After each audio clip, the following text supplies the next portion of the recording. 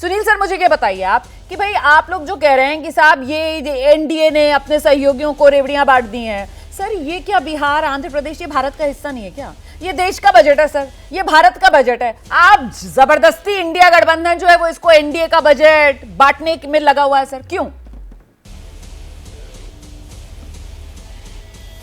देखिए रोमाना जी, आपने बिल्कुल सही कहा कि ये देश का बजट होना चाहिए था। हमें खुशी है कि बिहार को और आंध्र प्रदेश को सरकार ने बड़ी संख्या में पैसा दे दिया है, आर्थिक मदद की घोषणा कर दी है। तो नवल जी तो वैसे झुंझुना बता रहे थे, अच्छा हुआ आपने कम से कम ये मान तो लिया कि बड़ी संख्या में पैसा दे दिया है। हाँ, अपनी बात रखिए सर, बस मैं सिर्फ अंडरलाइन कर रही थी जी। तो हम दो प्रदेशों की तरफ से सरकार को बधाई देते हैं। ओके। बाकी बचे प्रदेशों की तरफ से सरकार को क्या दें? उत्तर प्रदेश की तरफ से क्या दें? हम तो नमक भी नहीं खिला सकते सरकार को, क्योंकि उत्तर प्रदेश को कुछ मिला ही नहीं। उत्तर प्रदेश ने प्रधानमंत्री दिया, और प्रधानमंत्री जी अब की थोड़ा हार क्या गए, उत्तर प्रदेश के लोगों ने महंगाई बेरोजगारी पे हरा दिया, तो उसका बदला उत्तर प्रदेश से आपने ले लिया। देखिए रोमाना जी, जब आप सरकार के किसी व्यक्ति से पूछेंगे तो कहेंगे वो ऐतिहासिक बजट है, कहेंगे राष्ट्र का बजट है, प्रगतिशील भारत का बजट है। तो क्या प्रगतिशील भारत केवल बिहार और आंध्र प्रदेश से हो जाएगा? और किसी भी राज्य से देश प्रगतिशील नहीं होगा। एक दूसरी बात, अगर आप हमसे पूछेंगे कि सच्चाई क्या है, तो ये जो 10 सालों से मोदी जी लगातार बजट दे रहे थे, लगभग वैसे ही बजट है। इसमें केवल दो चीजें जुड़ी हैं, एक बिहार जुड़ गया, एक आंध्र प्रदेश जुड़ गया। तो जो विपक्ष कह रहा है ये तो कुर्सी बचाओ बजट है, जहां से इस बजट में बात शुरू हुई रोजगार वाली बात, तो वो आपको महत्वपूर्ण नहीं लग रही है क्या? जी नहीं, रोजगार या पक्की नौकरी, हम समाजवादी लोग लगातार ये बात कह रहे थे कि आप पक्की नौकरी दो। आप 1 साल की, 2 साल की और 4 साल के अग्निवीर दे करके आप देश को क्या बनाना चाहते हैं? ये नौकरी है रोमाना जी। आप किसी को 1 साल के लिए कह दें कि आपको 1 साल के लिए हम रख रहे हैं, तो क्या मान लिया जाएगा कि उस व्यक्ति को नौकरी मिल गई, उसका जीवन सफल हो गया, वो प्रगतिशील व्यक्ति हो गया, प्रगतिशील भारत हो गया? ना नौकरी पक्की है, ना ही उत्तर प्रदेश को कुछ मिला। हम तो बीजेपी के प्रवक्ता से कहेंगे, बड़े बुद्धिजीवी हैं, हमसे ज्यादा बजट को समझते हैं, हमसे ज्यादा अर्थशास्त्री हैं, कि भाई इस देश का सबसे बड़ा प्रदेश, सबसे बड़ा आबादी वाला प्रदेश, उसको आपने क्या दिया? ठीक है और सर। बिना यूपी के इस देश को आप कहां ले जाना चाहते हैं? ठीक है सर, ठीक है, हमको कल इस बात का जवाब ठीक है। सैयद जफर इस्लाम, एक तो वो कह रहे हैं कि साहब लोकसभा चुनाव में उत्तर प्रदेश में सीटें कम हो गई, तो इसका बदला ले रहे हैं क्या यूपी के लोगों से? इस बजट में यूपी कहां है? बिहार आंध्र प्रदेश तो खूब सुनाई दे रहा है। और दूसरी बात, रोजगार के मोर्चे पर जो सरकार कह रही है कि साहब ये बजट जो है इसका फोकस, निर्मला सीतारमण जी ने खुद कहा कि एम्प्लॉयमेंट है, स्किलिंग है, एमएसएमई है, मिडिल क्लास है, कि उन्होंने थीम एक तरीके से फोकस बताया। लेकिन क्या अगर रोजगार से मैं बात शुरू करती हूं, ऐसा तो नहीं है कि रोजगार के मामले पर सरकार अपना पल्ला झाड़ते हुए और पूरी जिम्मेदारी जो है वो प्राइवेट सेक्टर पर यहां पर डालते हुए कि हां हम इंसेंटिव दे रहे हैं जी प्राइवेट सेक्टर को, रोजगार प्राइवेट सेक्टर बढ़ाएगा?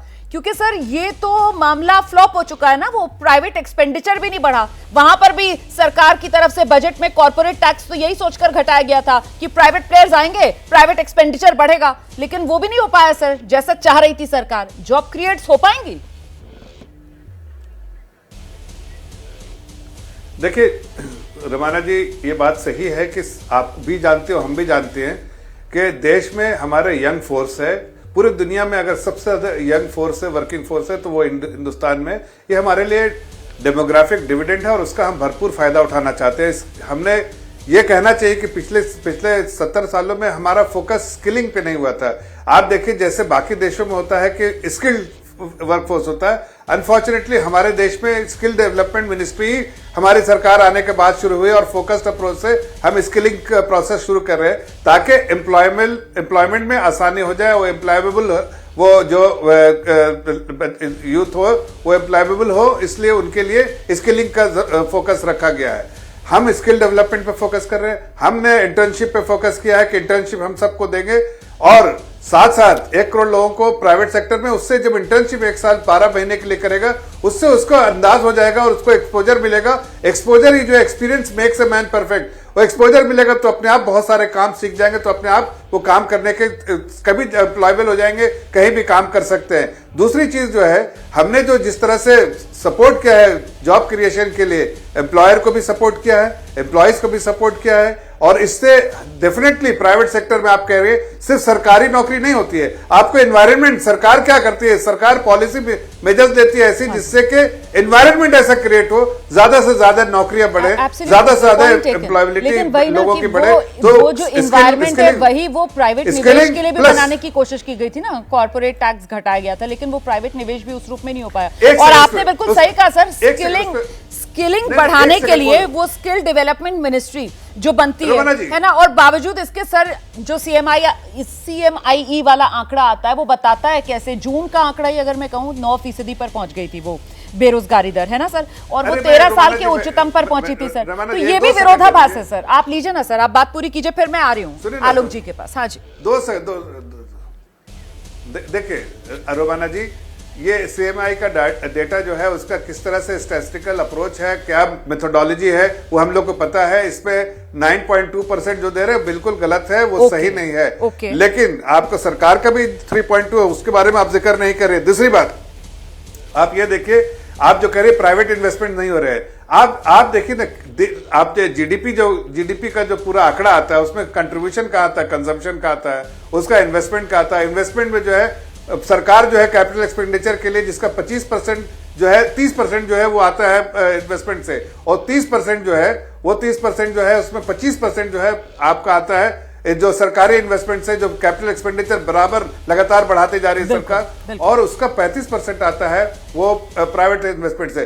प्राइवेट इन्वेस्टमेंट के लिए हमने हर वो जो एनिमल स्पिरिट लाने के लिए हर वो पॉलिसी मेजर थे, लेकिन पहले के जो उनके जो एक्सेस कैपेसिटी, उन लोगों ने फ्री मनी जब मिले एक्सेस कैपेसिटी बढ़ी, और उस वक्त कैपेसिटी यूटिलाइजेशन नहीं हो रहा था, बैंक से सपोर्ट, बैंक इस हालत पे, खस्ता हालत में थी, सपोर्ट नहीं कर रही थी। अब बैंक लेंड करने की स्थिति में है, आराम से, बैंक बहुत स्ट्रांग है, और प्राइवेट सेक्टर भी अब इन्वेस्टमेंट जो है, इसीलिए देखिए क्रेडिट ऑफटेक 5-6% से अब क्रेडिट ऑफटेक जो है 20-22% हो गया है, और आगे आने वाले दिनों में मुझे ऐसी पूरी उम्मीद है कि प्राइवेट सेक्टर का कैपेसिटी यूटिलाइजेशन हो गया तो नए निवेश करेगा, और उसका जो सीधा फायदा होगा ब्लू कॉलर जॉब और व्हाइट कॉलर जॉब। एक और बात बताता हूं, हमने पूरे दुनिया में